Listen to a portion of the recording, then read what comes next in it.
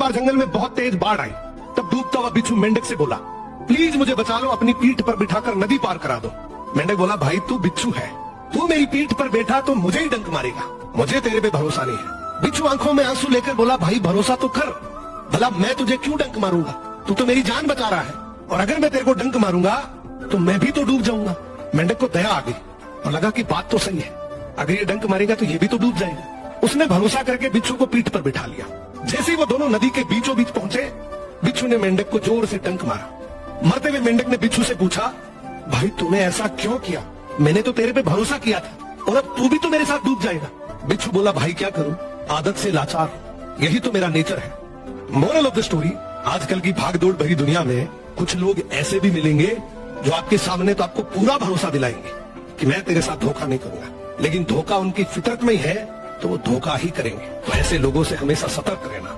गाय ने खाना देखने के बाद भी मुंह फेर लिया। एक महिला आगे आई और उसके सामने भोजन रखने लगी, लेकिन गाय ने खाने की तरफ देखा तक नहीं। महिला बार बार कोशिश करती रही, जैसे आज किसी भी तरह उसे खाना खिलाना हो। जब महिला बहुत जिद करने लगी तो गाय गुस्सा होकर सींग मारने को हुई। महिला डरकर वहीं से वापस चली गई। महिला के जाते ही पास खड़े बैल ने पूछा, अरे वह इतने प्यार से तुम्हें खाना खिला रही थी, तुमने खाया क्यों नहीं और उसे डराकर भगाया क्यों? गाय शांत होकर बोली, वह प्यार से खाना नहीं खिला रही थी, दिखावे के लिए कर रही थी। आज एकादशी है, पुण्य कमाना चाहती है, लोगों को दिखाना चाहती है कि वह गाय को भोजन कराती है, वरना सामान्य दिनों में वह मुझे पास नहीं आने देती। अगर मैं उसके घर के सामने चली जाऊं तो डंडा लेकर दौड़ा देती है। गाय ने आगे कहा, सच्चा प्रेम हो तो सूखी रोटी भी अमृत लगती है, लेकिन अपने मतलब के लिए दिया गया भोजन भोजन नहीं दिखावा होता है। ईश्वर दिल की भावना देखता है, थाली में क्या है ये नहीं। फिर गाय मुस्कुराकर बोली, जो सिर्फ अपना भला चाहता है वह दुर्योधन जैसा है। एक नदी किनारे दो विशाल पेड़ थे। उस रास्ते से एक चिड़िया गुजरी और उसने पहले पेड़ से पूछा, लगता है बारिश आने वाली है, क्या मैं और मेरे बच्चे तुम्हारी टहनी पर घोंसला बनाकर रह सकते हैं? पेड़ ने मना कर दिया। चिड़िया दूसरे पेड़ के पास गई और बोली, क्या तुम्हारे पास रह सकती हूँ? दूसरा पेड़ मान गया। चिड़िया दूसरे पेड़ की टहनी पर घोंसला बनाकर खुशी से रहने लगी। एक दिन अचानक से बहुत तेज बारिश आने लगी और पहला पेड़ जिसने चिड़िया को रहने के लिए मना किया था वो जड़ से उखड़कर बहने लगा। चिड़िया ने उस पेड़ को पानी में बहता देखा और बोली, तूने मुझे और मेरे छोटे छोटे बच्चों को उस खराब परिस्थिति में रुकने के लिए मना किया, इसीलिए आज तुम्हारे साथ ऐसा हो रहा है। पेड़ मुस्कुराया और बोला, मैं जानता था कि मेरी जड़ें कमजोर हैं, इसलिए मैं तुम्हारा और तुम्हारे बच्चों का भविष्य खतरे में नहीं डालना चाहता था। हमारी रियल लाइफ में भी ऐसा कई बार होता है। जब कोई आदमी हमें किसी भी चीज के लिए मना कर देता है तो हमारा ईगो हर्ट हो जाता है। कई बार तो हम उस आदमी से रिश्ता ही तोड़ लेते हैं, लेकिन हम ये जानने की कोशिश नहीं करते कि उसने मना किया क्यों है, क्या मजबूरी रही होगी। नदी किनारे एक जामुन के पेड़ पर एक बंदर रहता था। उसी नदी में एक विशाल मगरमच्छ भी रहता था। धीरे धीरे बंदर और मगरमच्छ की गहरी दोस्ती हो गई। अब बंदर रोज मगरमच्छ को जामुन तोड़कर खिलाता। एक दिन मगरमच्छ जामुन लेकर अपनी पत्नी के पास गया और बोला, ये मेरे दोस्त ने दिए हैं, देखो कितने मीठे हैं। बंदर मेरा बहुत अच्छा दोस्त बन गया, वो मुझे रोज ऐसे ही जामुन खिलाता है। पत्नी ने जामुन चखे, उसे भी बहुत मीठे लगे और बोली, अगर जामुन इतने मीठे हैं तो जो आपका दोस्त बंदर इन जामुन को खाता है तो उसका कलेजा कितना मीठा होगा। मुझे नहीं पता, मुझे कैसे भी करके इस बंदर का कलेजा चाहिए। अगले दिन मगरमच्छ बंदर के पास गया और बोला, बंदर भाई तेरी भाभी तुझे बहुत याद कर रही है, कल रात मैंने तेरी मेरी दोस्ती का जिक्र किया, वो बोल रही है कि अगर इतना अच्छा दोस्त है तो मुझे भी मिलाओ। एक काम कर, आज तू मेरे साथ चल, आज की पार्टी वही करेंगे। बंदर बेचारा भरोसा करके तुरंत छलांग लगाकर मगरमच्छ की पीठ पर आ गया और बोला, चलो आज का खाना भाभी के हाथ का ही खाएंगे। अब बीच समुद्र मगरमच्छ ने अपनी सच्चाई उगल दी और बोला, बंदर भाई बात असल ये है कि तेरी भाभी तेरा कलेजा खाना चाहती है, इसीलिए मैं तेरे को लेकर जा रहा हूँ। बंदर डर गया लेकिन घबराया नहीं। एक औरत रोज भगवान के नाम पर एक रोटी अपने घर के बाहर टांग देती थी। उस रोटी को लेने रोज एक बुजुर्ग आदमी आता, लेकिन धन्यवाद कहने के बजाय वो बस एक अजीब सी बात बोलकर जाता, जो किया है वही तेरे पास लौट कर आएगा। औरत को बड़ा गुस्सा आता। उसे लगता बूढ़ा आशीर्वाद देने के बजाय क्या बड़बड़ा रहा है। तंग आकर एक दिन शैतान उसके दिमाग पर हावी हो गया और अगले दिन उसने रोटी में जहर मिला दिया ताकि रोज का किस्सा ही खत्म हो जाए। लेकिन जैसी वो जहरीली रोटी टांगने गई उसके हाथ कांप गए। हे भगवान, ये मैं क्या पाप कर रही हूँ। उसने तुरंत वो जहरीली रोटी आग में फेंक दी और फिर से एक ताजी रोटी बनाकर टांग दी। बुजुर्ग आया, रोटी ली और वही बोलकर चला गया, जो किया है वही लौट कर आएगा।